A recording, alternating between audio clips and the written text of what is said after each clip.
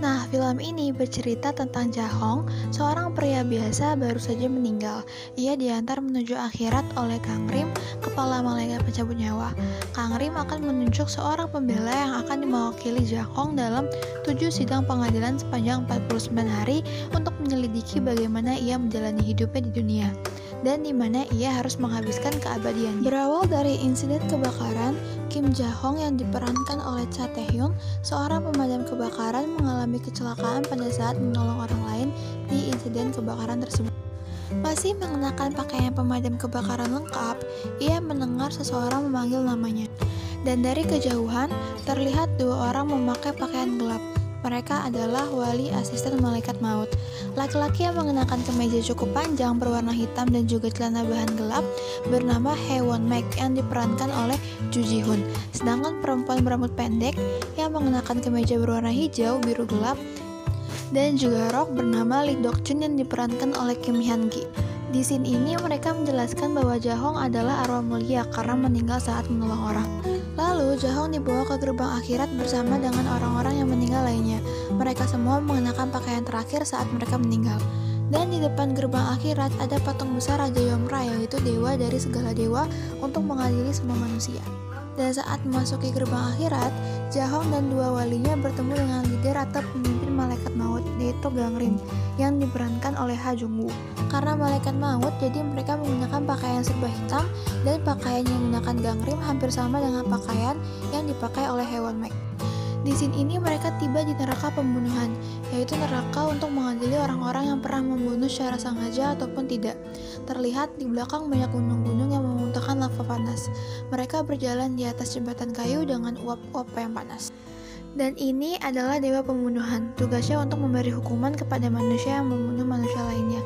Terlihat make up yang dibuat sangat seram dengan efek urat-urat yang ada di dahi, soft lens merah menyala, dan wajah hitam ditambah dengan rambut panjangnya. Dan setiap pengadilan ada jaksa yang akan memberi saran atau tuntutan kepada manusia yang diadili.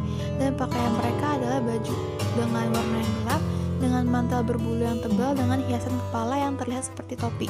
Ditambah mereka selalu membawa kertas gulung yang berisi tuntutan-tuntutan. Setelah lolos di neraka pembunuhan, selanjutnya mereka ada di neraka kemalasan yang mengadili orang-orang malas dan tidak memanfaatkan waktu mereka dengan baik semasa di dunia. Dan ini adalah Dewi Kemalasan yang akan mengadili dan memberi hukuman kepada manusia. Dengan pakaian gelap dan memakai topi seperti topi musim dingin, dan juga dengan mantel bercorak seperti pakaian raja pada zaman Joseon. Setelah lolos di neraka kemalasan, selanjutnya ada neraka kebohongan dengan Dewi Kebohongan yang berwujud anak kecil, dengan gaya rambut seperti tanduk dan pakaian dengan jaket tebal yang terlihat seperti jubah. Selanjutnya adalah neraka ketidakadilan dengan dewa ketidakadilan yang terlihat seperti pria tua dengan rambut gimbal yang panjang, mengenakan jubah yang hampir sama seperti Dewi Kemalasan, ditambah dengan kumis yang panjang dan juga janggut yang panjang. Selanjutnya ada Dewi Pengkhianatan.